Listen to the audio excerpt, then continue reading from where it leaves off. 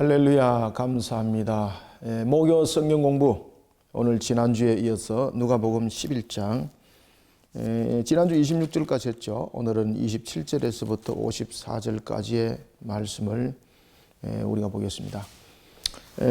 누가복음 그 11장에 보면 이제 전체적인 부분에 대해서 이제 주기도문에 관해서 예수님께서 다시 한번 더 가르침을 줄 때에 마태복음의 주기도문과는 좀 그 다른 방향이 있죠. 특히 이제 여기서 주기도문을 가르칠 때에 무엇을 강조하고 있습니까? 기도를 지난주도 제가 말씀드렸죠. 믿음을 강조하고 있죠. 특히 이제 기도에 관해서 이야기하고 있을 때에 믿음을 강조합니다. 믿음을 강조합니다. 그리고 이제 이 기도와 함께 바알세불 논쟁이 있죠. 바알세불 논쟁에서도 여러분들이 이제 말씀드렸던 것처럼 당시에 이제 이방인들의 종교뿐만 아니라 유대 종교 속에서도 축기가 있었죠. 그런데 그들의 축기는 마귀를 타협적 측면에서 또는 마귀의 귀신에 대해서 그들을 제어하여서 그 사람의 몸에서 빼내지만은 결국은 귀신은 그 밖에 이미 존재하는 거죠, 그죠? 계속. 그렇지만 예수님께서 마귀를 멸하시는 그 심판에 따른 귀신을 쫓아보내는 것은 성경에도 나오고 있지 않습니까? 예수님께서 마귀를 멸합니다. 그리고 누가복음 제가 8장 31절 참고하라 그랬죠.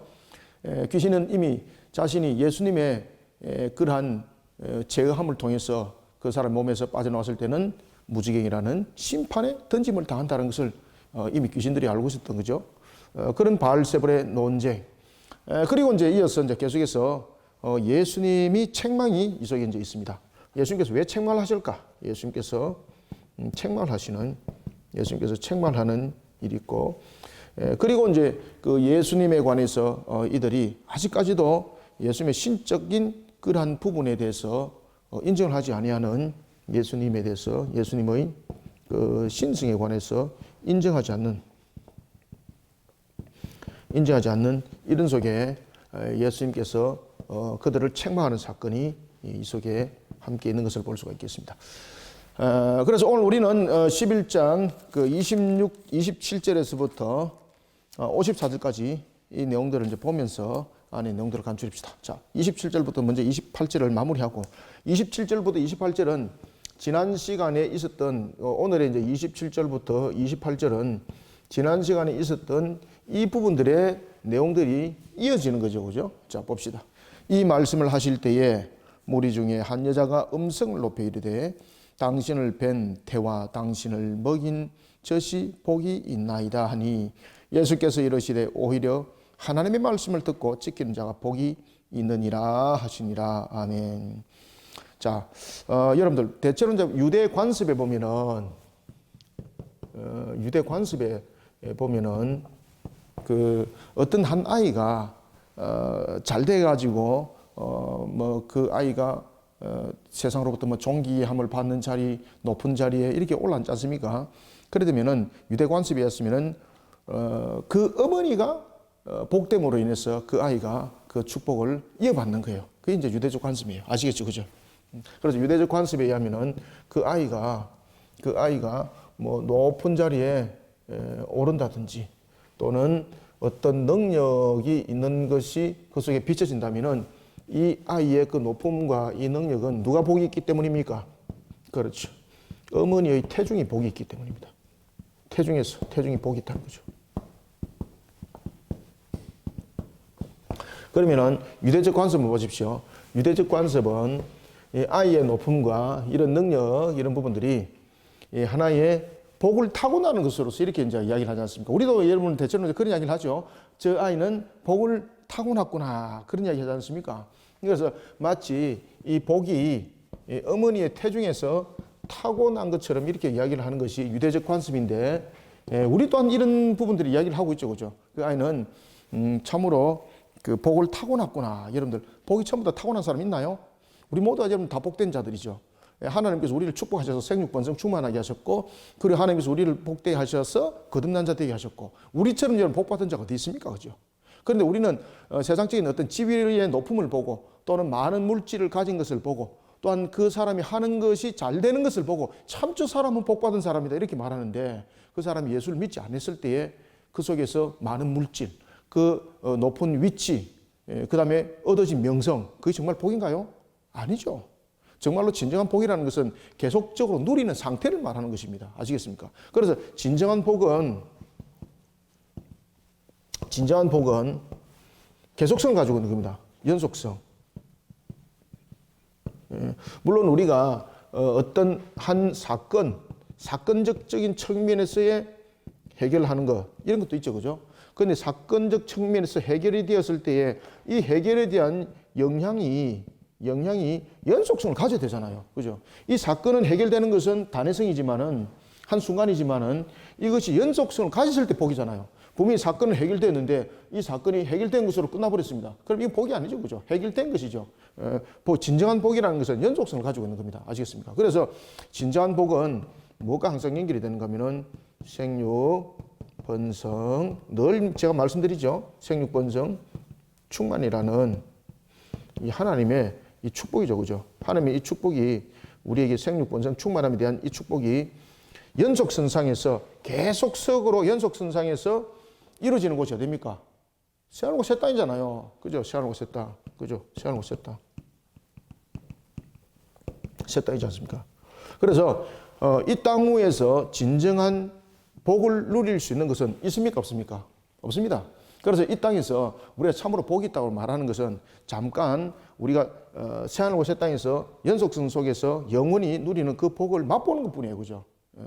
그래서 우리가 이런 부분들도 좀 알고 우리가 이제 조명할 수 있어야 됩니다.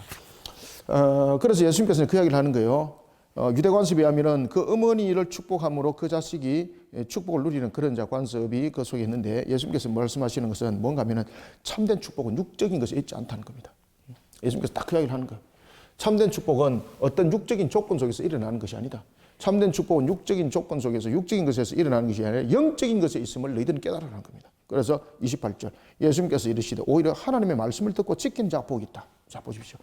하나님의 말씀을 지키고 하나님의 말씀을 듣고 지키는 자가 복이 있는 것은 우리에게 나타나고 있는 생육, 번성, 충만함이 이 축복이 원래 이제 원초적 축복이지 않습니까? 그죠? 하나님께서 우리를 모든 피조물들을 향해서 인간이 죄를 범하기 전에 우리를 축복했던 원초적 축복이 생육, 번성, 충만이잖아요. 이 생육, 번성, 충만함은 하나님께서 이 부분들을 우리로 하여금 영원히 그것을 누리도록 하셨습니다. 그리고 이런 상태에서 우리가 영원히 누릴 수 있고 영생도 함께 할 수 있고 라는 그 부분들이 어디서 성립되었습니까? 하나님의 말씀을 이 말씀을 지키고 그리고 준행함에 있었죠. 그죠? 지키고 준행함에 있지 않습니까? 우리가 생육, 번성, 충만함에 대한 이 축복, 여러분들 생육, 번성, 충만함이 영원을 가지지 못하고 이 속에서 하나님의 말씀을 지키지 못함으로 인해서 이것이 단절돼 버렸죠. 그죠? 그래서 이 속에서 무엇이 나타났습니까? 그렇죠. 저주가 이 속에서 나타났지 않습니까?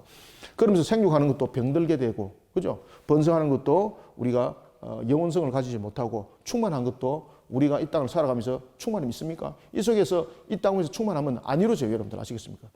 그리고 이제 이런 부분들이 완성적인 측면에서 새롭게 이루어지는 것이 바로 새하늘과 새 땅입니다. 그래서 육적 부분에서 우리가 복이라 말하지 마라.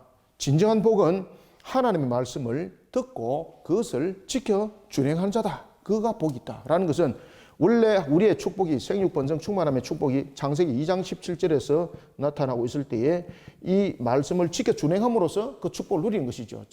그런데 일반적으로 사람들은 그러한 육적인 부분들을 통해서 우리가 축복을 이야기를 하고 있는데 진정한 축복은 아니다. 하나님의 말씀을 지켜 준행하는 것으로서 이 생육, 번성, 충만함의 축복이 영원히 누려지는 것이다. 그런데 인간의 죄로 인하여서 우리는 이 땅에서 완전히 이룰 수가 없는 거지 않습니까? 그리고 이 완전함을 이루기 위해서 이 저주에 대한 모든 값에 대해서 지불을 하는 측면에서 누가 이 땅에 오신 겁니까? 그렇죠. 예수님의 성육신이 이 속에 오신 것이고 그리고 이 성육신이 우리의 죄를 대속함으로써 우리가 이런 진정한 축복을 누리는 연속성상에서 갈 수 있는 길이 열린 거죠. 그러니까 하나님의 말씀 지켜 준행하는 것이 복이다라고 예수님께서 이렇게 말씀하시는 겁니다. 아시겠습니까? 그래서 이 하나님의 말씀을 지켜 준행하는 자가 복이 있다는 것은 어디서부터 어디까지 이야기를 하고 있다? 원초적 축복에 관한 부분에서 우리가 원초적인 측면에서의 그 축복을 말하고 있었던 창세기에서 생육 번성 충만함에 대한 축복을 말씀을 주셨죠. 여기서부터 우리에게 진정하게 일어나는 새하늘과 새 땅의 그 축복, 이 전부 다를 함께 다 아울러서 지금 예수님께서 말씀하십니다. 그래서 오늘도 우리가 하나님의 말씀이 우리에게 무엇을 조명해 주었습니까? 주 예수 그리스도를 믿어라. 그러면 너와 내 집에 구원을 받으리라. 그죠? 이 속에 여러분 축복이 있어요. 아시겠습니까? 그래서 저와 여러분들은 이미 우리는 축복받은 자로서 이 땅에서 살아가면서 잠깐 있는 힘듦과 고난과 고통이 우리 속에 놓였을지라도 이것은 우리를 다스릴 수 없어요. 이것은 잠깐 우리에게 스쳐 지나가는 과정이 불과한 거예요. 그리고 우리는 이러한 속에 새하늘과 새 땅에서 연속 성장에서 진정한 복을 누리는 자로서 우리는 하나님의 택한 백성이 되었으니 우리만큼 이제 복된 자가 있습니까? 그렇죠? 그래서 예수님께서 하나님의 말씀을 듣고 지킨 자가 복이 있다 이렇게 말을 하시는 겁니다. 자, 이런 속에 이제 28절부터 32절을 또 한번 읽읍시다. 자, 무리들이 누구에게 모였습니까? 예수님께 모이죠. 여러분들 대체로 무리들이 모이는 이유가 뭐 때문에 모이는 겁니까? 관심이 집중될 때 사람들이 모이잖아요. 구경거리가 됐을 때. 우리가 여러분들 보시면은 사람들이 세 가지에 많이 모이잖아요. 첫 번째, 불났을 때에 사람들이 그곳에 많이 모이죠. 그 다음에 싸움 났을 때 안 말리고 또 그거 구경한다고 사람들 많이 모이죠. 그 다음에 이제 세 번째는 또 어떤 뭐 재밌는 거리가 있을 때 뭐 사람들이 모이죠. 아무튼 무리들이 모이는 것은 그냥 한두 사람이 아니라 무리들이 모이는 것은 모든 사람들에게 관심사가 있는 것입니다. 그죠? 관심사가 있는 것. 그래서 예수님께 무리들이 모였다라고 말할 때에 이 무리들이 예수님께 왜 모였을까요, 여러분들요? 예수님의 관심사 속에서 두 가지가 있었죠. 첫 번째는 기가 막힌 가르침이잖아요. 가르침. 지금까지 자신들이 배워오지 못했던 그런 가르침. 그들의 무리들의 관심사입니다. 관심사. 그 다음에 두 번째는 가장 핵심이죠. 예수님의 무엇을 보고 모이겠습니까? 예수님의 능력을 보고 모이는 거죠. 이 속에서 일으키는 그러한 기적과 이적의 역사는 자신들이 지금까지 본 적이 없는 거죠. 그런 관심사 속에서 무리들이 예수님께 모이는 거죠. 그런데 여기서 가르침이라는 것은 분명히 예수님께서 하나님의 나라에서 분명히 진정한 가르침을 주고 있는데 이들은 이 가르침 속에서 계속 어떤 공격을 가하고 있습니까? 자신들의 상식과 자신들의 어떤 상식과 지식적인 측면, 자신들의 사고 속에 있는 것을 가지고 예수님의 가르침에 오히려 그들은 공격을 하는 이런 일들이 오늘 본문 속에서 일어납니다. 아시겠습니까? 그러면서 예수님께 능력을 바라라고 말합니다. 봅시다. 자, 29절부터 32절 한번 읽어보겠습니다. 시작. 무리가 모였을 때 예수께서 말씀하시되 이 세대는 악한 세대라 표적을 구하되 요나의 표적밖에는 보일 표적이 없나니 요나가 니느웨 사람들에게 표적이 됨과 같이 인자도 이 세대에 그러하리라. 심판 때에 남방 여왕이 일어나 이 세대 사람을 정죄하리니 이는 그가 솔로몬의 지혜로운 말을 들으려고 땅끝에서 왔음이거니와 솔로몬보다 더 큰 이가 여기 있으며 심판 때에 니느웨 사람들이 일어나 이 세대 사람을 정죄하리니 이는 그들이 요나의 전도를 듣고 회개하였음이거니와 요나보다 더 큰 이가 여기 있느니라. 아멘. 자, 예수님께 많은 사람들이 모였습니다. 그런데 예수님께 많은 사람들이 모여서 지금 무엇을 구하겠습니까? 진정한 가르침을 따르는 것이 아니라 자신들의 사고 속에서 예수님 바라보죠. 그리고 예수님께 계속해서 무엇을 구합니까? 능력을 구하죠. 자, 무리들이 예수님께 능력을 구하는 것은 두 가지 측면입니다. 첫 번째는 그 능력을 통해서 자신들이 어떤 회복을 바라보는 측면도 있죠. 그죠? 회복. 그죠? 그런데 이 회복을 바라보는 측면이 하나님에 관한 그 믿음으로서 능력이 지금 회복이 아니지 않습니까? 그 다음에 그들이 예수님께 능력을 구하는 가장 중요한 이유는 뭔가 하면은 메시아관입니다. 그들이 예수님께 모이던 이유가 지금 그 능력을 보고 대부분 모이드는 거죠. 그 능력을 보고 모이들었던 가장 큰 이유가 무엇입니까? 그들이 가지고 있던 메시아의 관에 대한 문제입니다. 그들이 가지고 있었던 이 메시아관은 바로 마카비아와 같은 그런 정치적, 군사적 해방자로서의 메시아였습니다. 정치와 그리고 군사로서의 해방자. 그러면은 이런 정치적 측면에서 군사적 측면에서 로마의 압제로부터 해방을 시키려면은 정치적 능력이 있어야 되는 거죠. 정치적 군사적으로 능력이 있어야 되는 거죠. 그러면은 이 능력은 일반적 능력으로는 안 되겠죠. 그러면 어떤 능력이 되어야 될까요? 그렇죠. 하나님으로부터 받은 하나님으로부터의 능력이 되어야 되는 겁니다. 하나님으로부터 능력. 그들은 마카비를 계속해서 기억하는 것은 그들은 마카비는 하나님으로부터 능력을 받은 자로서의 하나의 해방자였던 메시아였습니다. 그래서 그들의 메시아관은 신성과 인성에 대한 성육신의 해방 메시아관이 아닙니다. 여기서 그들은 메시아관을 봤을 때 이 해방자는 그냥 인간입니다. 인간인데 어떤 인간인가 하면은 신성과 인성과 전혀 상관이 없는 겁니다. 여기서 인간은 신성과 어떤 인성적인 측면에서의 내용들을 담고 있는 것이 아닙니다.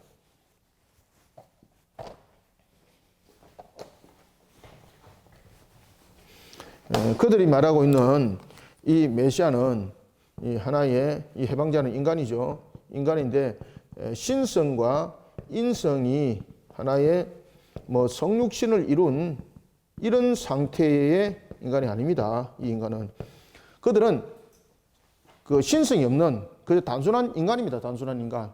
그런데 그들이 바라보는 메시아는 바로 뭔가 하면 하나님으로부터 인간인데 하나님으로부터 능력을 받는 겁니다. 이제 이해되시죠? 그죠?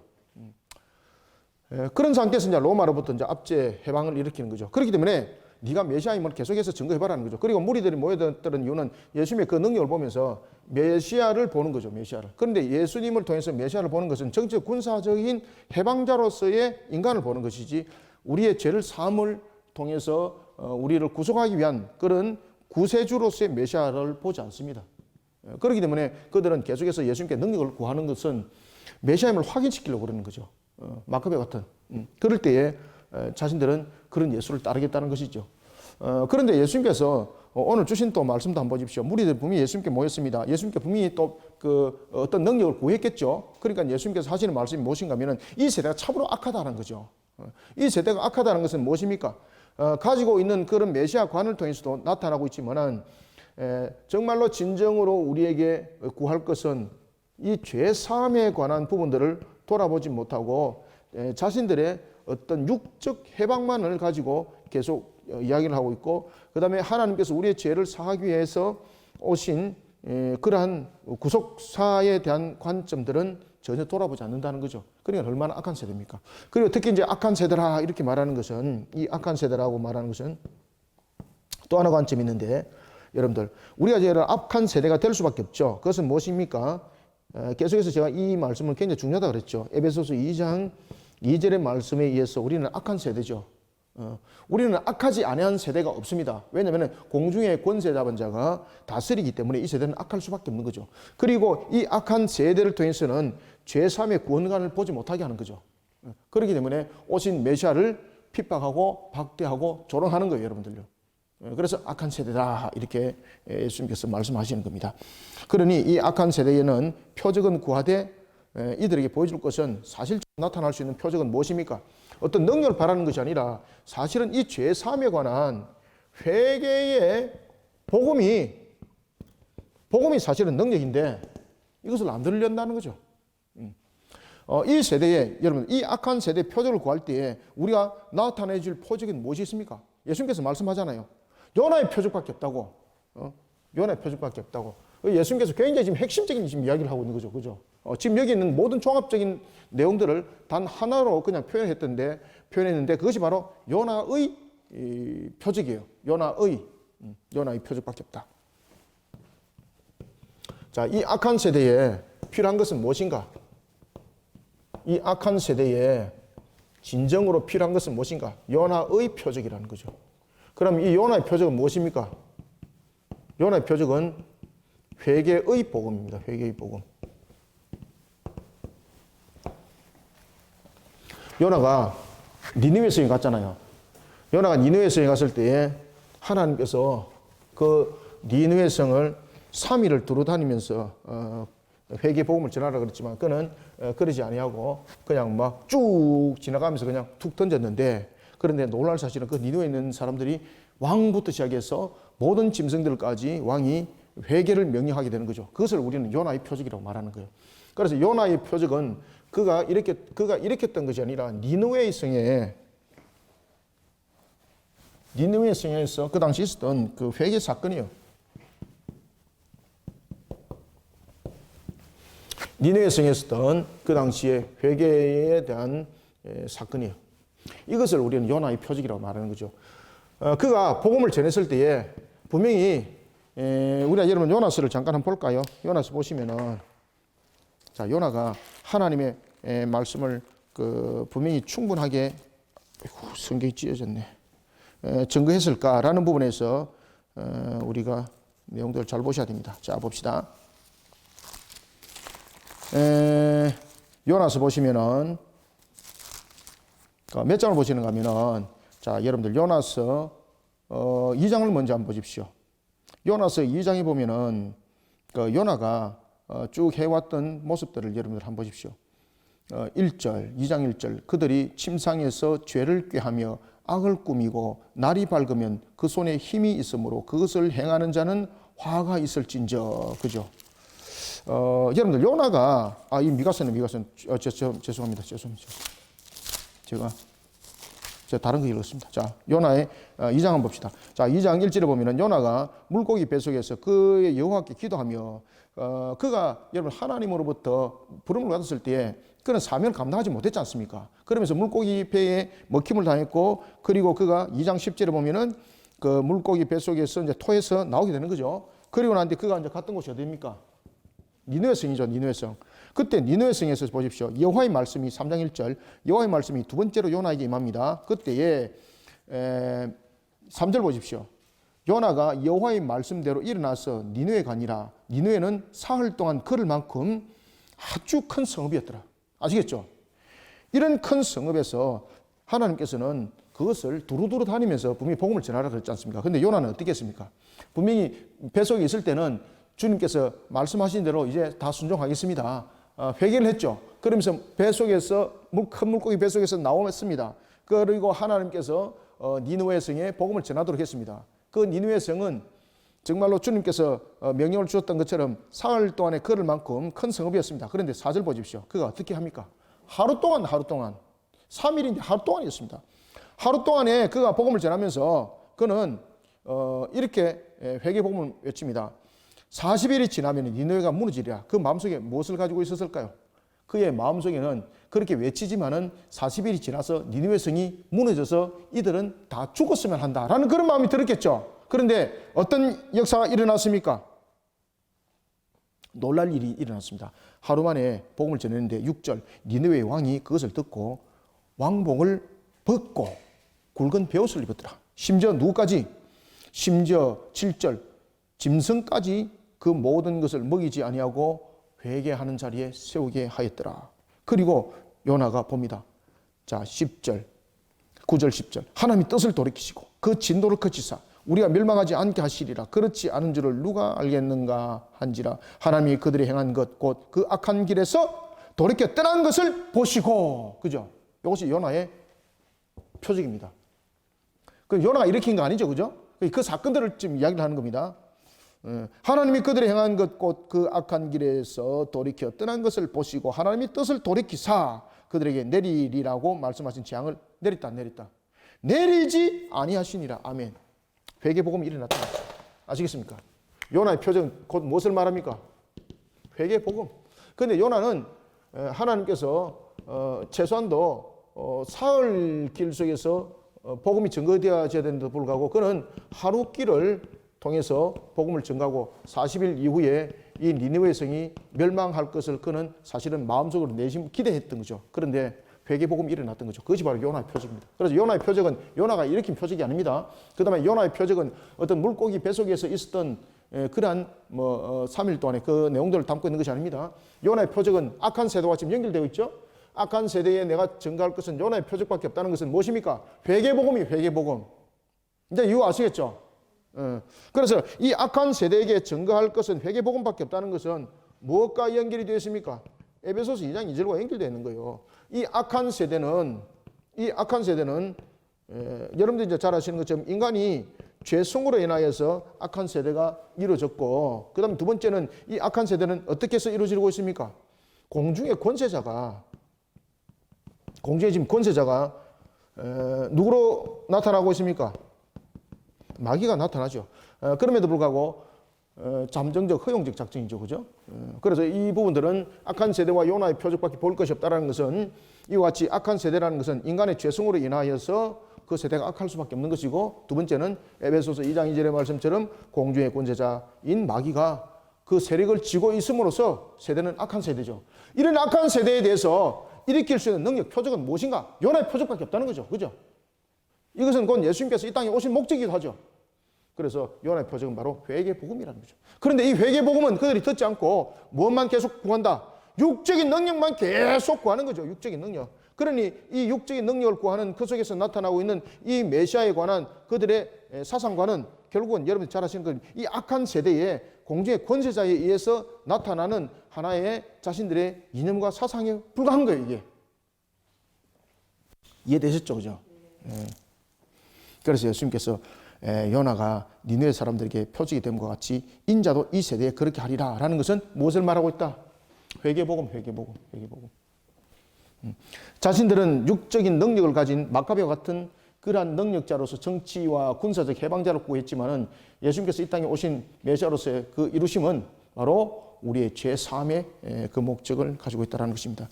이런 부분들을 깨닫지 못하니까 엉뚱한 짓들을 하더라는 겁니다. 그래서 심지어 이런 이야기를 비유적인 측면에서 예수님께서 이야기를 하는 거예요. 누구를 지금 끌고 들어옵니까? 예수님께서 한 비유적인 측면에서 한 여인을 들고 들어오죠. 그 여인의 이름이 무엇이었습니까? 남방의 한 여인이었죠. 이 남방의 한 여인은 여러분들이 잘 아시는 것처럼 실질적인 여러분들 이 하나의 그 내용들을 담고 있는 것이죠. 이 부분들은 그 솔로몬 시대 때에 나타나고 있던 바로 그 내용들입니다. 지금 여기서 이제 그 말하고 있는 요나가 보일 표적은 하나의 그 회개복음밖에 없다라고 말하고 있는데, 이것을 그들은 따르지 않고 믿지 않더라는 겁니다. 그럴 때에 한 비유를 통해서 설명하기를 이렇게 말합니다. 심판 때에 남방의 여왕이 일어나 이 세대를 심판할 것이다. 여기서 남방의 여인은 누굽니까? 솔로몬 시대에 한 여인이 있었죠. 그가 누굽니까? 솔로몬 시대 때 나타났던 한 여왕, 바로 스바의 여왕이었죠, 그죠? 스바 여왕. 그가 이방 땅에서 이방이었죠. 이방 땅 끝에 있는 여인이었죠. 이방 땅 끝에 있는 스바 여왕이었죠. 그가 솔로몬을 만나기 위해서, 그 당시 솔로몬 이르면은 우리가 지혜자다. 그래서 솔로몬의 지혜를 들으려고 이 스바 여왕이 땅 끝에서 왔죠. 그 다음에 그냥 맨손으로 왔습니까? 어떻게 왔습니까? 많은 예물을 가지고 왔죠. 땅 끝에서 왔습니다. 많은 예물을 가지고 왔습니다.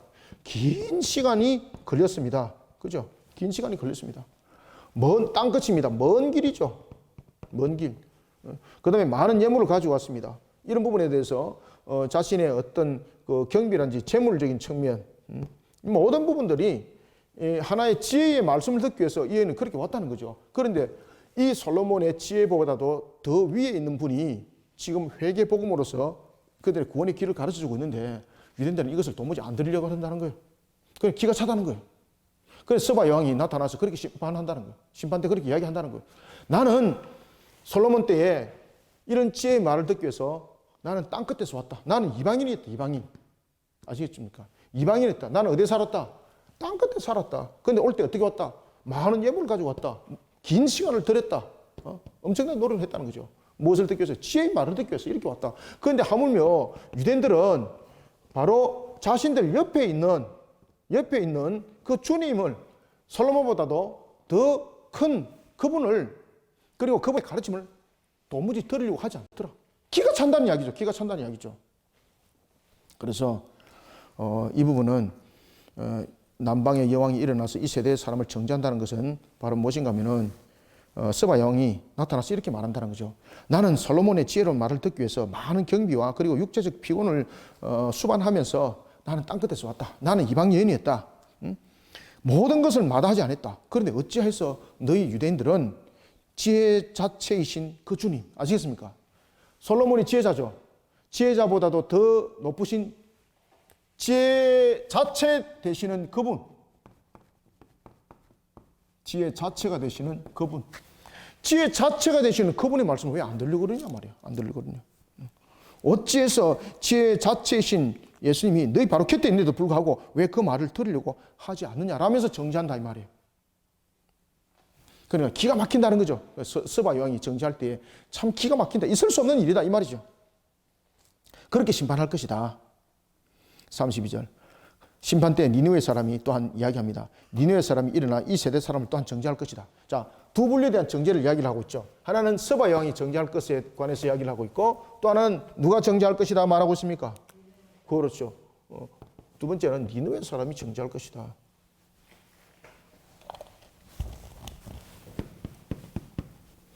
니느웨 사람들이 정죄할 것이다. 니느웨 사람들은 이방인이지 않습니까? 그들은 요나가 하룻길을 통해서 회개 복음을 전했을 때에 왕부터 시작해서 심지어 짐승까지 회개의 모습 가운데 섰다. 그런데 심지어 너희들은 주님이 오셔서 지금 공생애를 이루면서 3년이 넘도록 회개 복음을 전하고 있는데 꼼짝도 하지 않고 있다. 그래 너희들은 도무지 피할 길이 없다. 이렇게 정죄할 것이다. 아시겠습니까? 심판된 니느웨 사람이 일어나 이 세대 사람을 정죄하리니 이는 그들이 요나의 전도를 듣고 회개하였음이거니와 요나보다 더 큰 이가 여기에 있는데 그 말씀을 안 듣더라는 것입니다. 그래서 예수님께서 그 당시에 무리들을 책망을 하는 거예요. 앞에서 제가 말씀드렸죠, 그죠? 책망을 하는 거예요. 자, 이런 속에 이제 예수님께서 계속해서 이어져서 말씀을 주고 있습니다. 우리는 과연 이러한 속에 우리의 모습들은 어떠해야 되는가? 우리가 육적으로 혈통적인 측면에서 유대인이라고 말하면서 우리는 정말로 천국의 백성이다, 서민이다 말할 수 있는 거 아니다. 그래서 여러분들이 요한복음에 보면은 요한복음 19장에 요한복음 17장이죠. 요한복음 17장에서 예수님께서 세 번에 거쳐서 겟세마네에서 기도하시죠. 그 기도하실 때에 우리로 하여금 이 땅에 두신 목적에 대해서 기도하시죠. 여러분들 예수님께서 우리를 구원하시는 것으로만 만약에 끝난다면은 여러분 무엇이 있는가 하면은 각 세대마다 하나님께서 예정하신 구원의 백성이 있죠. 그들을 어떻게 그러면은 불러 모을 것인가 라고 했을 때에 성도들은 그 불러 모으는 측면에 있어서 값을 지불해야 될 대상들입니다. 그래서 이 땅에 두시는 거예요. 그렇기 때문에 요한복음 17장에서 그 기도를 하잖아요. 제자들에 관해서도 기도하면서 또한 미래 성도들에 관해서 세 번째 기도할 때 뭐라고 기도합니까? 이들도 제자들과 똑같이 그들의 능력을 줘서 아버지의 뜻을 이루게 하여 주옵소서라고 말씀을 주고 있습니다. 만약에 우리에 대한 부분들이 구원에 대한 목적이 있다면요, 우리를 회개시켜서 그냥 바로바로 그냥 데려가는 거예요, 그냥. 그죠? 그런데 바로바로 데려가는 것이 그냥 이루어졌을 때 그러면은 이 부분에 대해서 복음 전거는 어떻게 할 것인가? 예수님께서 그럼 내려오셔서 복음을 전가할 것인가? 성령께서 우리의 마음들을 전부 다 깨닫게 하셔서 회개시켜서 단 일순간에 여러분을 회개시킬 수 있죠. 그렇게 복음을 전가할 수도 있는데 복음의 전거는 우리의 값이에요. 십자가에서 이루신 예수님께서 우리에게 이 땅에 그리고 또한 하나님께서 우리가 구원을 받았음에도 불구하고 우리에게 남겨진 값이 있어요. 그것은 뭔가 하면은 인간으로서의 아담의 값이에요. 그것은 아담이 죄를 범했지 않습니까? 그러니까 아담으로서의 우리는 죄사함을 받은 상태지만은 그 값이 우리에게 여전히 있어요. 그것은 뭔가 하면은 복음을 전가할 값이 우리 속에 의무가 우리 속에 있는 거예요. 그렇기 때문에 마태복음 28장 18절부터 20절에 지상 대위임령이라는 마지막 유언을 이 땅 위에 남겨두신 거예요. 그 내용들이 무엇입니까? 너희들은 아버지와 아들과 성령의 이름으로 무엇을 하라? 세례를 주고 가르쳐라. 그죠? 그리고 그것이 어디까지 가야 되는 것입니까? 주님이 오시는 그날까지 땅까지 가야 되는 것이죠. 이런 부분들. 이런 부분에서 우리가 무엇이 돼야 되겠습니까? 마태복음 5장에서는 이 부분들을 이제 산상순에서는 가르칠 때에 무엇과 무엇으로 가르치십니까? 등불과 부분에서 소금을 가르치죠. 그죠? 등불과 소금. 등불과 소금으로서 우리는 그 역할들을 감당해야 되는데 등불은 항상 등경 위에 위치가 있어야 됩니다. 위치가 등경 위입니다. 위치가. 그 다음에 소금은 항상 맛을 내야 되는 그런 모습입니다. 등불이 이렇게 등경 위에 이렇게 불이 이렇게 있으면 되는데 이런 침상이 있으면은 요 밑에 있다든지 침상 밑에 있다든지 아니면은 말로서 덮은 상태가 되어 있다면은 이건 등불의 기능을 못 하는 거죠. 이 등불 자체가. 등불이 있는 것은 무엇입니까? 등불이 있는 것은 전체를 밝힘이잖아요. 전체를 밝히는 거. 밝힘이 이 등불의 역할인데 이 등불이 등경 밑에 내려왔다든지 아니면은 말 아래에 뒀다든지. 이 말이라는 것은 무엇입니까? 그 당시에 곡식을 담고 그것을 청량하는 그런 하나의 도구죠, 그죠? 그 말로서 덮어버리면은 모든 것이 깜깜해지는 거죠. 그래서 등경 밑에 둔다든지 아니면은 말 아래에 둔다든지 이런 모습이 됐을 때 이 등불이 역할을 할 수 있는가? 그렇지 못하는 거죠. 그 다음에 소금이 제맛을 잃으면 안 되는 거죠. 이것은 이제 마태복음에서 산상수훈에서 증가하고 있는 거죠. 자, 봅시다. 등불에 대한 비유.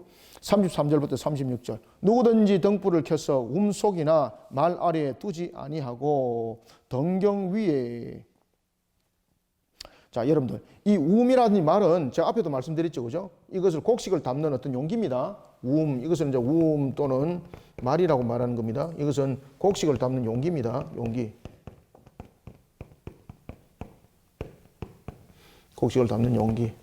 그 다음에 곡식을 담을 뿐만 아니라 이것을 어떻게 청량하는 용기도 돼요. 우리가 왜 살 사면은 그 대박이 보면 한 대박, 두 대박, 우리 옛날에 그렇게 샀잖아, 그죠? 지금은 하나의 그 리터 중심으로 하지만 옛날에는 안 그랬어요. 한 대, 두 대 이랬거든요. 그러니까 그것을 청량하는 용기, 그것을 우리가 운말이라고 말하는 거예요.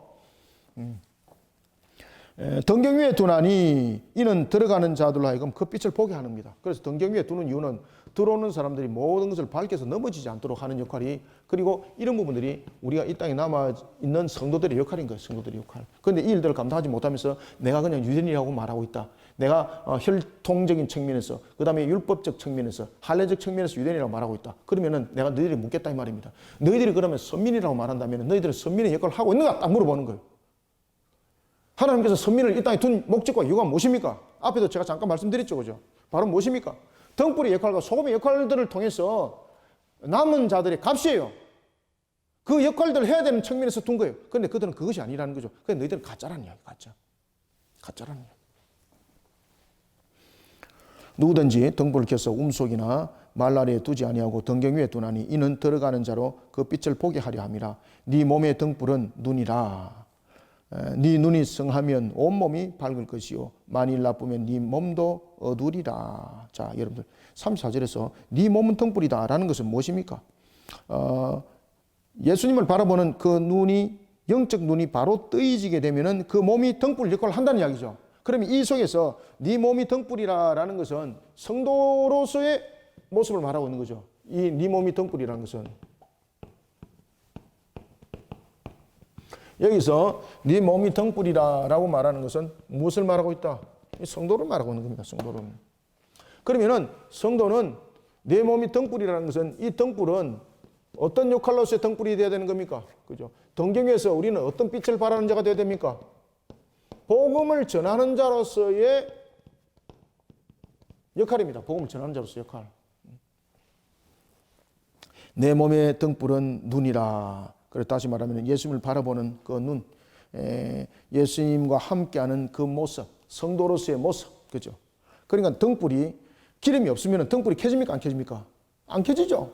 그냥 등불이 모양만 있으면 불이 켜도 꺼지게 되는 거죠.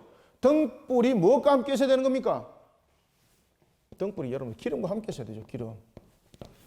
이것이 용기와 기름이 함께 있을 때에 이것이 제 역할을 하는 거지 않습니까? 그래 빛을 발할 수 있는 거예요. 너희들이 선민이라고 말하고 있는데 그러면 너희들이 선민으로서 너희들이 지금 빛을 발하고 있는가 이 말입니다. 보니까 너희들은 용기로만 모양만 선민인데 기름이 없다는 거죠. 기름이 없다는 거죠. 이 기름은 무엇입니까? 복음입니다. 복음. 기름이라는 것은 하나님의 말씀이죠. 진리의 말씀이죠. 그죠? 진리의 말씀. 조금 길어지는데 그래도 합시다. 진리의 말씀. 그죠? 진리의 말씀. 십자가. 구원의 십자가. 이런 부분들이 기름이 되어야 되는 거죠. 이 기름이 빛을 이제 발하는 것은 무엇입니까? 그렇죠. 이 기름이 빛을 발하는 것이 바로 복음 증거입니다. 복음의 역할입니다. 자, 보십시오. 자, 등불이 역할을 하기 위해서는 등과 무엇이 있어야 됩니까? 기름이 있어야 되는 거예요. 등과 기름이 있은 상태에서 무엇이 나타납니까? 이 속에서 빛이 발하는 것입니다. 여기서 등이라는 부분들은 어떤 모양적인 측면입니다. 모양적 측면에서 그들이 유대인이라고 말합니다. 그러면 모양적 측면에서 선민이라고 말합니다. 그리고 또한 우리가 일반적 측면에서 성도라고 말합니다. 등만 있으면 됩니까? 기름이 있어야 되죠. 여기서 기름은 우리의 무엇을 담고 있는 겁니까? 진리 복음이죠. 진리 복음. 우리의 제3에 관한 십자가 복음.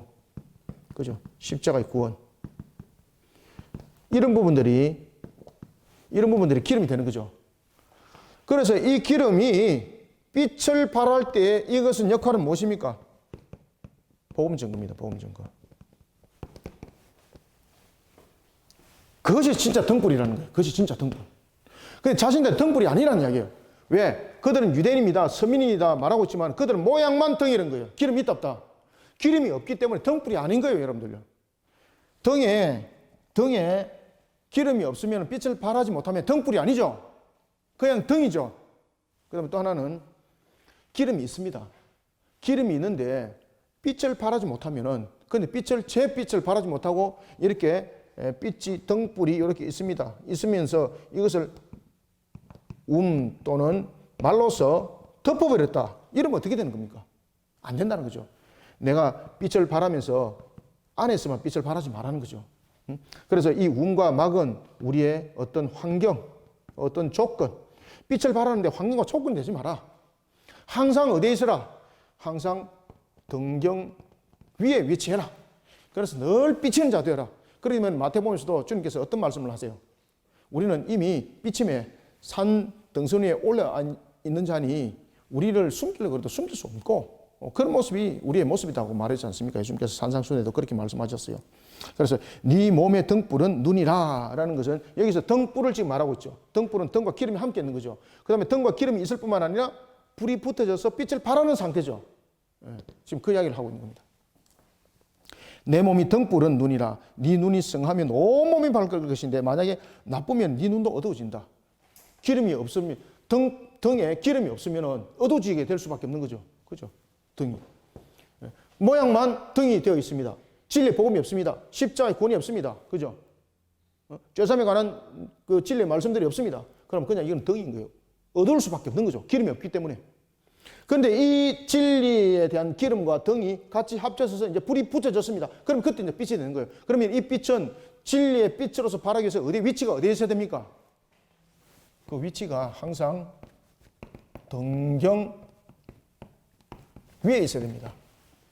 이거 원리 잘 아시겠죠? 그죠? 요 스노세요 책에다가, 성경책에다가 등과 기름이 있는데 등불이다. 등만 모양만 있으면은 이것은 아니다. 가짜다. 그런데 기름이 담겨졌을 때 이 불이 붙여져야 된다. 불이 붙여져도 복음의 증거가 위치가 어디로 가야 되는 겁니까? 움과 말로 덮어보면 안 된다. 상황과 환경과 조건이 우리를 덮어버리면 안 된다. 항상 어떤 상태? 등경 위에 항상 있어야 된다. 등경 위에 있어야 된다. 34절 네 몸의 등불은 눈이라. 네 눈이 성하면 온 몸이 밝을 것이요 만일 나쁘면 네 몸도 어두워지리라는 것은 이 상황들을 지금 설명하고 있는 겁니다. 아시겠죠? 그러므로 네 속에 있는 빛이 어둡지 아니한가 보라. 그죠? 그러면 여러분들 내 속에 빛이 어둡다는 것은 무엇입니까? 진리의 말씀으로 있는 것이 아니라 이성과 그리고 이성적 인본적 판단 속에 진리를 밀어내버리고 있다는 거죠. 그러니까 기름이 없다는 거예요. 기름. 그러므로 네 속에 있는 빛이 어둡지 아니한가 보라라는 것은 이성적 마음, 영적 그런 진리를 네가 담고 있는가 항상 돌이켜보라는 겁니다. 36절 네 몸이 밝아 조금도 어두운 데가 없으면 등불의 빛이 너를 비출 때와 같이 온전히 밝으리라. 그래서 등경 위에 서서 제 역할을 해야 된다. 이것이 너희들이 말하는 선민이다. 자, 이런 책망과 가르침을 줄 때에 또 식사 장면이 등장합니다. 자, 봅시다. 37절부터 41절. 예수께서 말씀하실 때에 좀 빨리 가겠습니다. 너무 늦었네. 예수께서 말씀하실 때에 한 바리새인이 자기와 함께 점심 잡수시기를 청함으로 들어가 앉으셨더니 잡수시기 전에 손 씻지 아니함을 그 바리새인이 보고 이상히 여기는지라. 자, 여러분들 여기서 예수님께서 손 씻지 않았던 것을 바리새인이 이상하게 여겼다라는 것을 볼 때 우리가 위생적 관점에서 보는 것 아닙니다. 이거 여기서 바리새인이 지금 이상히 여기는 것은 뭔가 하면은 부정함이라고 말하고 있는 겁니다. 그들은 정함과 부정함에 대한 어떤 그 장로의 유전들이 있습니다. 그것은 뭔가 하면은 자신들이 밖을 갔다 왔습니다. 시장이라든지 이런 기타 등등 밖을 갔다 왔습니다. 그러면은 이것이 세상이죠, 그죠? 세상은 항상 불의함이 함께 있다는 거죠.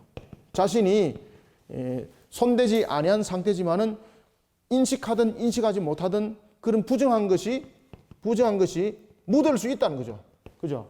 의식적 측면에서 피했지만은 그럼에도 불구하고 우리가 부정함이 우리 속에 묻을 수도 있다는 거죠. 이 대표적인 사람 속에서 하나가 누군가 하면은 바로 여러분 잘 아시는 욥이었습니다.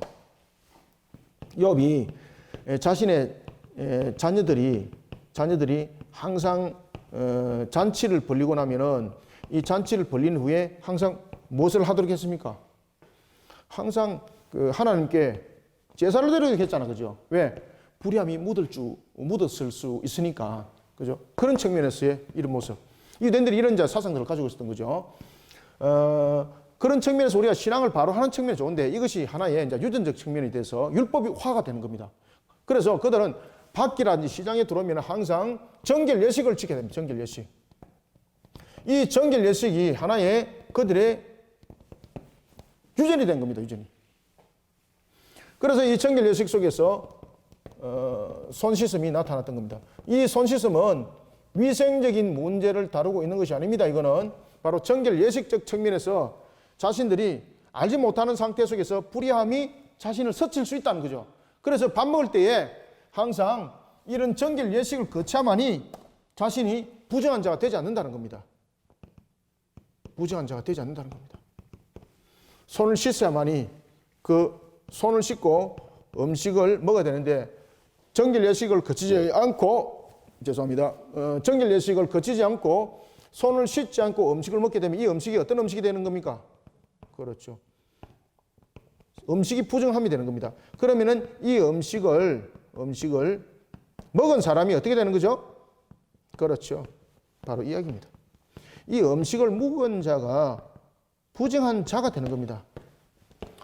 그들은 이런 논리를 그들이 담고 있었습니다. 그러면 예수님은 지금 정결 예식을 안 거쳤죠.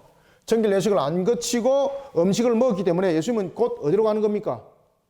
부정한 자 되는 겁니다. 부정한 자.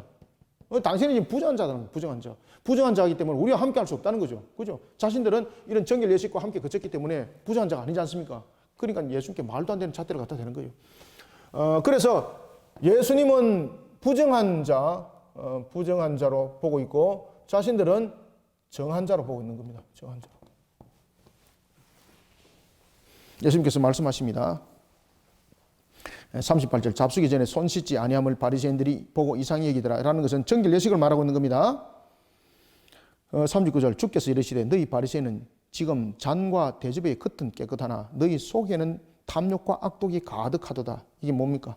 너희들은 십계명을 다 어기고 있다. 너희들은 유전을 만들어서 하나의 장로의 유전을 만들어 가지고 말도 안 되는 속에서 이것을 하나의 율법화를 이루고 있는데 이것이 겉모양으로만 율법화가 되어 있고 그런데 너희들 속은 그러면은 이런 너희들은 정함이 있는가? 속은 너희들은 어떻다는 겁니까? 부정한 자. 그러면은 너희들은 겉으로는 이렇게 정결 예식을 거치면서 속에 있는 죄에 대해서 너희들은 회개하고 있느냐 이 말입니다. 그죠? 속에 있는 죄에 대해서 너희들은 회개하고 있는가? 그들은 회개하지 않습니다. 그들에게는 회개가 필요가 없습니다. 왜 그렇습니까? 선민이기 때문에 회개가 필요 없다는 거예요. 그들에게. 그래서 그들에게는 선민으로 인하여서 나타나고 있는 속에서 그들에게는 회개라는 부분들은 존재한다 존재하지 않는다. 존재가 필요가 없는 거예요. 그럼 그들이 지키는 율법은 무엇인가? 하나의 선민으로서 나타내는 표현이에요. 표현. 그죠? 예수님께서 그런 율법적 모습들을 이제 하나하나 질타를 가하고 있습니다. 39절 주께서 이르시되 너희 바리새인은 지금 잔과 대접의 겉옷은 깨끗하나 이것은 정결 예식을 거친 상태에서 깨끗함을 말하고 있는 겁니다. 너희 속에는 탐욕과 악독이 가득하도다. 이거는 무엇이죠? 그들의 위선적 행동, 그들 위선적 행동 속에서 회개함이 없는 것, 그죠? 위선적 행동 속에서 회개함이 없는 것을 질타합니다. 40절. 어리석은 자들아, 겉을 만드시니가 속도 만들지 아니하였느냐. 자, 이거는 겉은 육체고 속은 영이죠. 우리의 회개는 영육 간의 회개함이죠. 자, 우리가 죄를 범하면은 영육 간의 죄를 범함이죠. 그랬을 때 행위적 측면에서만이 우리가 어떤 값을 지불함이 아니라 우리의 영적인 부분들은 우리가 죄사함 속에서 우리의 영으로 우리의 죄를 고백함이, 그리고 단 그런 우리의 깨끗함의 씻음이 함께 있어야 되는 것이죠. 41절. 그러나 그 안에 있는 것으로 구제하라. 그리하면 모든 것이 너에게 깨끗하리라. 이와 같이 그러나 그 안에 있는 것이라는 것은 마음 또는 재물이죠. 그것으로 구제하라. 그들은 위선적 측면에서 가득 찼다는 거예요. 그들은 겉으로도 이렇게 이제 위선적 측면에서 구제를 가합니다. 그런 것은 뭔가 하면은 자신들의 겉모습 속에서 나타냄이죠. 그 속은 죄인으로서의 하나도 회개함이 없는 그런 이중잣대로 가지고 있는 그런 위선적인 행동, 그 속의 구제는 구제함이 아니라는 겁니다. 심지어 그런 구제는 자신들의 모습을 드러내고 자신들의 모습을 나타내는 측면에서의 구제라는 것이죠. 하나님의 형상을 돌아보는 이런 진정한 의미에서 구제가 아니라는 것을 이 속에 설명하고 있습니다. 그래서 죄의식을 비롯한 하나님과 그런 위선적 모습 관계 속에서 행하는 그런 잘못된 이중적 모습 다 그만둬라는 거죠. 다 가짜라는 거죠. 그래서 그런 그들을 향해서 오히려 화가 있다고 말하는 겁니다. 분명히 행위적 측면에서는 보면은 분명히 선한 일을 하고 있습니다. 그런데 그 속은 이미 악독이 가득 차고 탐욕이 가득 차 있는 그런 상태에서 겉으로 볼 때는, 사람이 눈으로 볼 때는 선하지만 그건 선한 행동이 아니라는 거예요. 그는 오히려 화가 있을 뿐이라는 거죠. 왜? 위장된 측면에서의 가식적 행위거든요. 자, 42절부터 한번 읽어봅시다. 44절까지. 화 있을진저 너희 바리새인이여, 너희가 박하와 운항과 모든 채소의 11조는 들이되 공의와 하나님께 대한 사랑은 버리는도다. 그러나 이것도 행하고 저것도 버리지 말아야 할지니라. 화 있을진저 너희 바리새인이여, 너희가 회당의 높은 자리와 시장에서 문안받는 것을 기뻐하도다. 화 있을진저 너희여, 너희는 평토장한 무덤 같아서 그 위를 밟는 사람이 알지 못하느니라. 아멘. 자, 외식하는 자. 42절은 철저히 이제 형식적 외식을 말하고 있습니다. 바리새인들에게 말합니다. 박하와 운항과 모든 채소의 11조는 들인데, 그들의 11조는 무엇입니까? 그들이 결국 나타냄이거든요. 그래서 여러분들 예수님 당시에는 보면은, 그 당시에 성전에 보면은 안뜰과 바깥뜰이 있었습니다. 그 안뜰과 바깥뜰 속에서 이방인들과 여인들은 바깥뜰에서 헌금을 했고요. 그 다음에 바리새인들과 같은 그러한 속에 율법을 지킨 자들은 안뜰에서 헌금을 했습니다. 그때에 예수님께서 안뜰과 바깥뜰에 헌금하는 거 다 보지 않습니까? 안뜰에 헌금 드리는 부자들, 그리고 바리새인들 헌금을 얼마나 많이 했습니까? 그런데 예수님께서 뭐라고 말합니까? 저들은 자신들을 드러낼 뿐이다는 거죠. 그런데 바깥들의 여인이 슬피 울면서 헌금을 합니다. 렙돈 동전 둘을 드렸습니다. 그 당시 최고로 작은 단위입니다. 그죠? 렙돈 둘. 그때 예수님께서 뭐라고 말씀하십니까? 이 여인들은 자신의 재산 전부를 드렸다. 생명을 드렸다. 그러면은 자신의 재산이 그밖에 없는 것을 드린 것을 가지고 예수님께서는 칭찬했는가? 아니라는 거예요. 그 여인들이 드렸던 예물은 무엇을 담고 있습니까? 믿음. 그리고 하나님을 관한 감사함. 그리고 이것밖에 들을 수밖에 없다라는 그러한 자신의 모습을 보면서 안타까운 한 이런 부분에서 전부 다 신앙이 담겨 있는 것을 보고 주님께서 말씀하시는 거예요. 그런데 이 바리새인들과 그리고 부자들은 예물 드림이 누구의 모습과 같았더라? 창세기에 가인과 같다는 거예요. 가인과 같다는 거예요. 그 예물을 하나님께서 안 받으신다는 거죠. 지금 그 이야기를 하는 겁니다. 너희들은 그렇게 11조를 드리지만은 공의와 하나님께 대한 사랑은 버렸다. 그죠? 그러나 이것도 행하고 저것도 버리지 말아야 된다. 형식적 율법 준수 뿐만 아니라 율법 정신, 이 모든 것이 복원되어야 된다는 겁니다. 너희들은 형식적 측면에서는 참으로 하는 것은 맞다. 그죠? 이 바리새인들이 예수님께서 그 말씀을 했지 않습니까? 제자들에게 너희들이 바리새인들의 그 모습은 담되 그들의 모든 것을 가지고 있는 것은 절대 담지 마라. 그들이 율법을 잘 지켰습니다. 그런 것은 배울 만하다는 거죠. 그런데 그들이 지키는 그 방식이 무엇을 의미를 하고 있는가, 이런 것은 절대 배워서는 안 된다. 지금 예수님께서 그렇게 말씀하시는 겁니다. 그래서 형식적 율법 준수 중요하다. 그리고 거기에 대해서 그 정신이 복원돼야 된다. 정신이 떠난 상태에서 율법을 지켜야 될 그 진정한 의미를 떠난 상태에서 행위적 측면이 율법화, 율법주의자가 되는 것이다. 그러니 우리의 행위와 그리고 내면적 그 모든 것이 함께 복원돼서 신앙으로 나타나야 된다는 것입니다. 따라서 이제 교만하지 말라는 거죠. 화 있을진저 너희 바리새인이여, 너희가 회당의 높은 자리와 시장의 문안받는 것을 기뻐한다. 이것은 바리새인들의 교만과 그 다음에 명예욕에 치우친 것을 볼 수 있는 거죠. 그런 자들이 화가 있다는 거죠. 심지어 자신들의 정결 예식을 거쳤지만은 그들은 그런 속에 오히려 자신들이 스스로 보이지 않는 그런 무덤에 그들은 접촉하고 있다는 겁니다. 자신들은 스스로 지금 이 정결 예식을 지키고 있지 않습니까? 밖에서 들어왔습니다. 시장에 있다가 들어왔습니다. 그러면 세상적 측면에서 눈에 보이지 아니하는 부정함이 자신들에 임할 수 있기 때문에 손을 씻는 그런 정결 예식을 거쳤습니다. 그런데 그런 예식을 거쳤던 그 속에도 너희들은 무엇과 같은 모습이라는 겁니까? 평토장을 밟은 모습과 똑같다는 겁니다. 평토장은 무엇입니까? 우리는 무덤을 말할 때 세 가지의 무덤이 있습니다. 무덤에 관해서 이야기할 때에 세 가지가 있는데 하나는 굴이고 두 번째는 오늘 본문에 나타나고 있는 것처럼 평토장이고 세 번째는 분봉입니다. 이 분봉 같은 경우는 우리나라에는 이렇게 이제 분봉 형식을 가지고 있죠. 평토장 같은 경우는 이제 유럽 같은 경우에 이제 평토장을 하고 있는데 그 당시에 이 평토장을 했던 사람들은 나그네 또는 종들, 죄인들 묻을 때 그 흔적도 없애버리는 거죠. 그래서 평토장을 했던 겁니다. 굴로서 매장을 했던 것은 언약을 유대 사회 속의 언약을 상징하고 있었습니다. 그리고 굴이라는 것은 재산이 있는 그런 사람들이 이 굴을 가지고 있는 것이죠. 그리고 이 굴은 언약적인 측면에서 이것은 천국을 또한 의미를 하고 있었습니다. 그래서 막벨라 굴 기억하시죠? 이런 무덤은 세 가지 유형을 가지고 있는데 평토장이라는 것은 바로 이와 같이 나그네, 종들, 죄인들 그들이 묻었는데 부정함이 되는 거죠. 죽음 자체가 부정함이죠. 죽음 자체가 부정함인데 그들은 평토장과 같아. 그들의 모든 행위가 평토장과 같다는 것은 뭔가 하면은 이런 저주 상태에 놓이는 그런 무덤이 있는데 그것을 알지 못하고 그들은 밟아가면서 자신들 스스로 정결하다고 말한 것 똑같다는 말이에요. 자신들의 행위는. 이런 예식들을 전부 다 거치고 있었지만은 그들은 이미 이런 평토장을 무덤이라는 이런 평토장 그것을 디딤으로 인해서 자신들의 부정이 지는 거지 않습니까? 그런 모습과 똑같다는 겁니다. 그들의 정결 예식을 아무리 지키고 있지만은 그래서 화 있을진저 너희는 평토장 무덤 같아서 그 위를 밟는 사람이 알지 못한다. 보이지 않는 무덤, 접촉함으로 인해서 자신도 알지 못하는 사이에 부정함이 되어버린 거죠. 그들의 가르침, 그리고 그들의 모든 이끌어가는 것, 그들의 기도하는 모습들, 그런 외형적인 모습이 바로 평토장 무덤과 같이 그 위를 밟고 가는 모습과 똑같다는 이야기입니다. 이해되셨죠? 자, 이런 측면에서 한율법사가 화가 대단히 났습니다. 자신들 향해서 공격을 하니까 이 가만둘 수 있겠습니까? 한율법사가 45절 예수께 대답하여 이르되 선생님 이렇게 말하시면 되겠습니까? 이거 우리 모욕하는 것 아닙니까? 그죠? 발끈하면서 덤벼들었습니다. 그때 예수님께서 말씀하십니다. 46절 이르시되 화 있을진저 또 율법 교사여 지기 어려운 짐을 사람에게 지우고 너희는 한 손가락도 이 짐에 대지 아니하는도다. 그들이 가지고 있는 신앙관들이 무엇인가 하면 세 가지 측면에서 잘못된 신앙관을 가지고 있다는 거죠.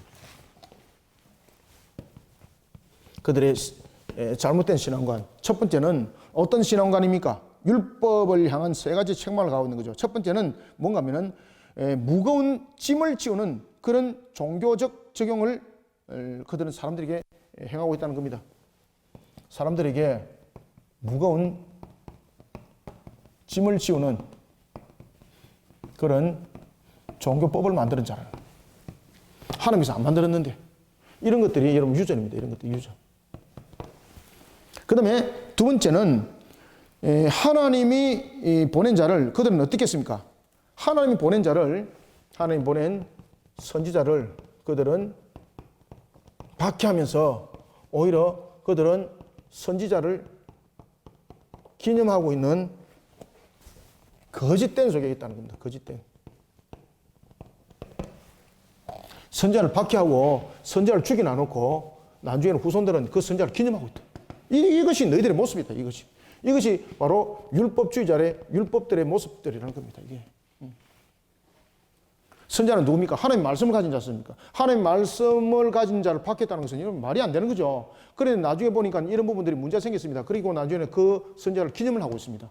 그런데 그 기념을 하고 있는 그들의 후손은 바로 그 선조들을 깍듯이 모시고 있는 자들이었다는 것입니다. 그러니까 얼마나 모순됩니까? 그 다음에 세 번째는 비밀한 말씀을 가지고 자신들이 오히려 하나님의 나라에 들어가지 못하도록 그들의 가르침이 하나님의 나라에 들어가지 못하도록 가르치는 가르침이라는 겁니다. 이 율법이 지금 그들의 율법주의가 이것이 율법주의였고 그 다음에 율법의 교사들이었습니다. 무거운 짐을 지우는 종교법을 가르치는 자들. 그 다음에 선지자를 밖에 놔놓고 자신들이 선지자를 마치 기념하는 것처럼 거짓되게 말하는 위장되는 자들. 하나님의 나라에 들어가도록 가르쳐야 되는데 오히려 하나님의 나라에 들어가지 못하도록 너희들은 가르치는 율법 교사다. 지금 율법주의가 그렇다는 겁니다. 자, 봅시다. 바로 그 이야기입니다. 지금 45절부터 46절이요. 한 율법 교사가 예수께 대답하여 이르되 선생님이여 이렇게 말씀하시니 우리까지 모욕하심이니이다. 46절 이르시되 화 있을진저. 첫 번째, 또 너희 율법 교사여 지기 어려운 짐을 사람에게 지우고 너희는 한 손가락도 되지 아니하는도다. 그죠? 무거운 짐을 지우는 종교법을 만들어 놓고 자신들은 실행도 안 하는 거예요. 그 다음에 두 번째 47절 화 있을진저 너희는 선자의 무덤을 만드는도다. 그죠? 하나님의 말씀을 가진 선자를 죽였다는 거죠. 그래 놔놓고 나중에 그 무덤을 오히려 기념한다는 거죠. 무덤을 만드는도다. 그들은 죽인 자도 너희 조상들이다.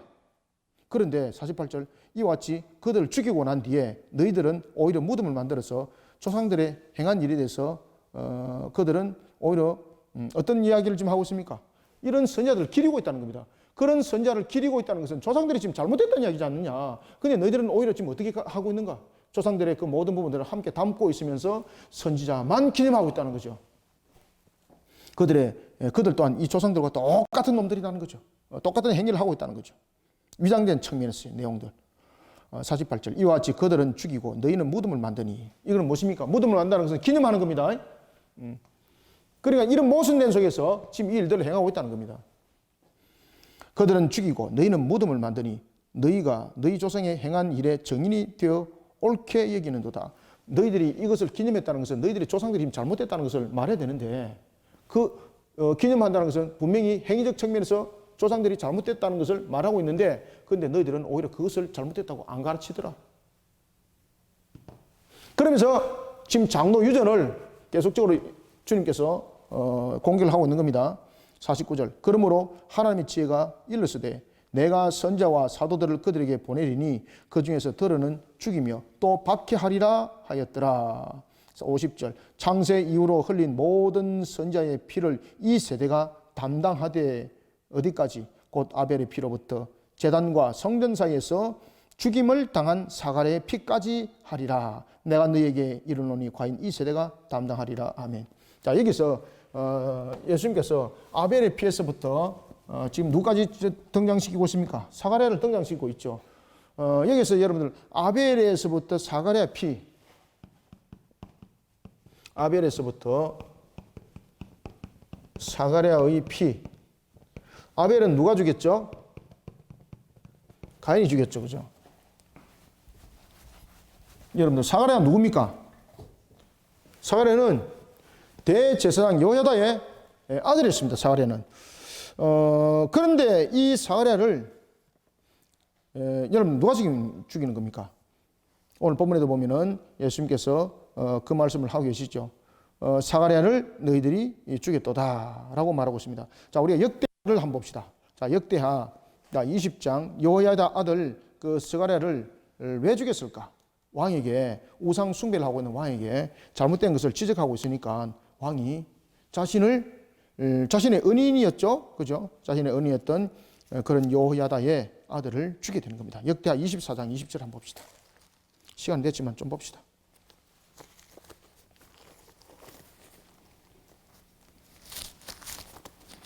역대하 20장.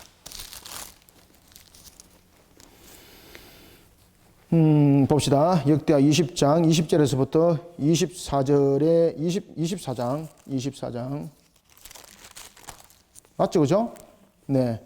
자, 20절부터 한번 보십시오. 20절부터 22절까지 시간이 됐지만은 한번 봅시다.